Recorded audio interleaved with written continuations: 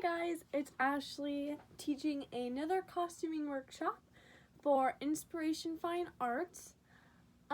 This week I wanted to make a video just about how once you've already have all your costumes, I want to talk about the upkeep, organization, things I do to keep the actors on track because they can be a little messy, and things like that. So yeah, so don't forget this week, well, don't forget any week, to like and subscribe the video, to follow the channel, follow our Instagram, Twitter, everything, all like that. Yes. So let's get. So the first thing that I think is the most important thing about the upkeep of costumes is so you have all your pieces, and usually we just use this for when we travel for like UIL and things. So we get these very like sturdy metal blue canvas bags that we keep all of our costumes in, and before we travel anywhere we wash and dry them. We usually do that in UIL before any show, just because in those bags they get really musty smelling, and actors sweat a lot on stage, and it's really hard to keep them from smelling or anything like that. So that's number one that we do. Then we spray them with Lysol just to kill all the germs in case any actor has any, I don't know, germs on them. You never know what happens.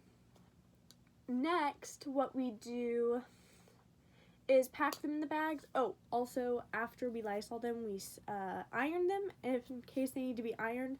So button down shirts, pants that get wrinkly, things like that. We put them in the travel bag, and then we bring our costume rack with us, which is destructible. So it's just the top and the sides come off, and then the wheels at the bottom.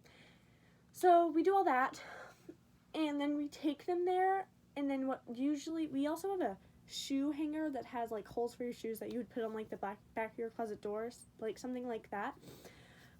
So that's for UIL. What we do also we have these little dividers that we put the character name and the actor name on that divides all the hangers up, so it's easier for actors to know what they're doing. Also, this is something I learned from my director because I really did not know. Don't put all, like, what I used to like to do is, because we didn't have a lot of hangers, we would lose them all the time. I would put like one outfit on one hanger. So, I thought it was easier for actors, be like, this is the pants, goes the shirt. But it makes it really actually time consuming, especially during quick changes. And the way that UIL worked last year was that I wasn't backstage. I was an alternate, but I was still in charge of costumes and things. So it made it really hard for the techies backstage helping them with quick changes and such when everything was on one hanger. And I didn't think about that because I wasn't backstage helping with quick changes, So it just wasn't something that crossed my mind. But when I did help through shows backstage, I definitely realized, I was like, oh yeah, this is real difficult. Also, it really stretches out your hangers, which makes them, it breaks them. So, you don't want to do that. So you should invest in hangers if you're doing a show. But also, all of our shows, all of our UIL shows max have 8 people. They did Richard. I wasn't there for it, but my brother was, and they had 13 people, I would say. But from all the shows that I've been here, max 8 people, Oh, 9 actually. So yeah, so we don't have a lot of people, but I do know that other high schools and other productions and theaters and stuff have up to 30, So invest in hangers. It, Also, my director also told me about this. You don't want to hang sweaters because then they're going to have these creases on their arms. And yeah, I fold them, and yeah, so I bring a costume bin with us too. I actually utilize that bin when all the actors, when they have to get out their costumes super quickly, they put all their shoes in there. And another thing that we do is actually during UIL, we put hampers on either side of the stage so that the actors can put their clothes in the hampers that they take off, because techies backstage don't always have the time to, re-hang up everything. So they put anything that's kind of on the floor too, this is super helpful. in the hampers, and then you just carry them off stage in your 7 minutes. So that's really helpful. That's also just helpful in a regular show setting, just so that cleanup isn't, And also, a problem that we used to have during, like, our fall shows and winter shows and stuff is, we would just lose costume pieces, because as a costume designer, when shows are going on, you're supposed to sit, and, this is how our theater does it. We sit in the house, and then we make costume notes about everything that we see that's wrong, like, we need to show that, blah, blah. And so I would just have my costume kids, because I'm the department head. I have my kids help backstage, and it's hard to keep up with all the costumes that are coming off people and helping them put it on. So you don't always have, time to find them. It's hard. So we would be losing costume pieces, just not being able to find them. And the way that our last 2 shows have worked is that we've also had decking on the sides of stage, because our stage is actually super small. So, I would just assume that we lost them under the deck. But also, people steal costume pieces. This has happened multiple times, because our theater is also, like, for, a bunch of activities happen there. I have had costume pieces go missing and see them on people the next day in our school. It is the most infuriating thing that has actually ever happened. Like, you don't think I'm gonna notice? So, I like to be careful about that from now on, putting them in hampers.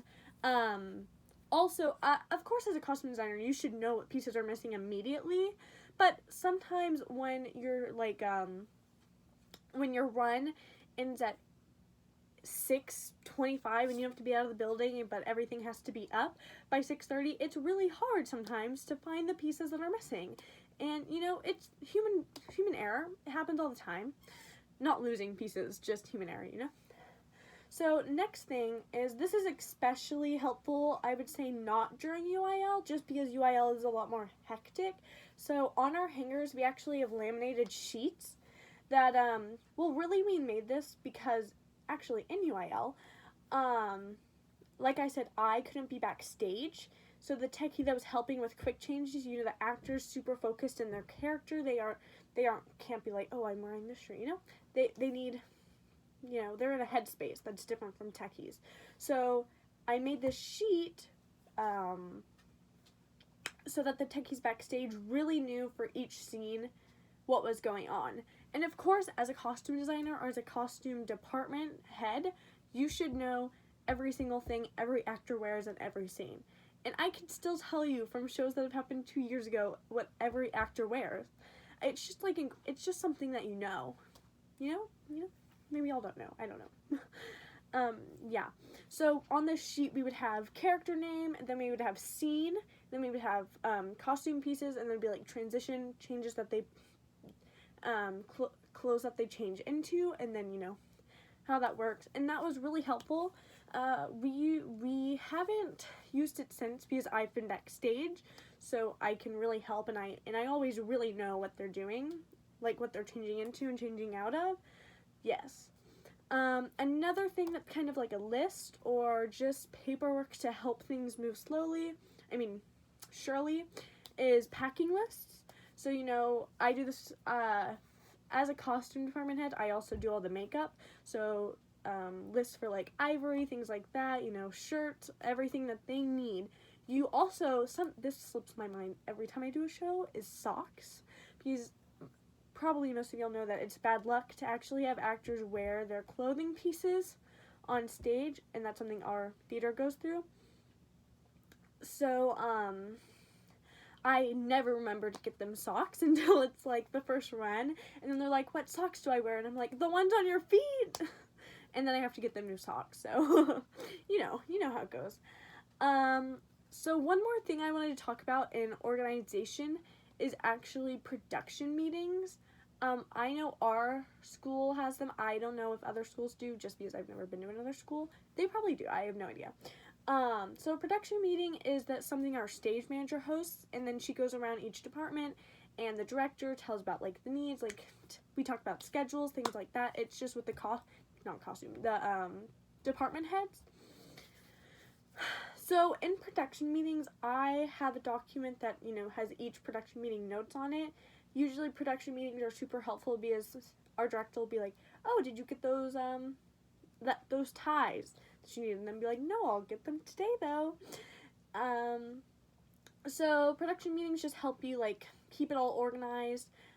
Sometimes you forget things that directors say, and production meetings are just a good way to keep them updated. It's a really good way to keep your department heads updated. And someone that has been a stage manager, they're really informative, and really department heads need to be there just because it's a way to get everyone on the same page without having to waste rehearsal time, because rehearsal time is you don't have a lot of time during rehearsal. You need to get things done.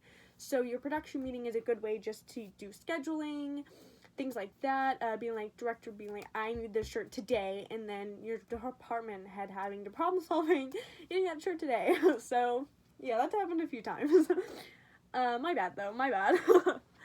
So, yes, also, one more thing to discuss before we head out is upkeep of costumes. So I don't know if everyone's high school actors are aggressive as ours are, aggressive in acting wise. But they rip their shirts all the time, and their shirts will be their size. But they'll be like, okay, so there was this one scene and things I know to be true where an actor had to grab him by the shirt. He grabbed him by the shirt, ripped off one whole side of his shirt, and he's ripped it a few times, and we've been able to sew it, but he ripped off the entire left side of his shirt from the rest of it. So, this happened at 7 p.m., and so we were like, well, we can't sew this back together. It's gonna look like Frankenstein. So, we had to problem solve, go get a new t-shirt, see if anyone had some at home, things like that. So, that upkeep of costumes, you always need to make sure if you've altered pants or something that you can't see thread, that their alteration has been kept up. You never want pants to look too long. It just looks shabby on stage.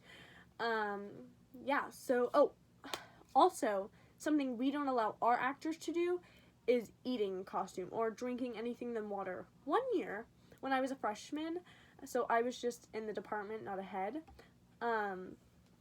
This girl drank juice and spilt it on her shirt. She didn't tell us, so we were ironing. We just thought it was water or something. It shredded her shirt, and this was the day before state. So my costume head had to, with my mom, because she was there, she drove people, she had to go around to thrift stores literally all day trying to find a shirt that was similar, because we had a very specific color palette, so that's a rule that we have with our actors: no eating or drinking. So yeah, so that's it. Thank y'all so much for watching. Don't forget to explore our page for other videos. Don't forget to like and subscribe, follow, Instagram, things like that. I really hope someone gained something from this. Yeah. Thank y'all so much. Have a great day. Bye.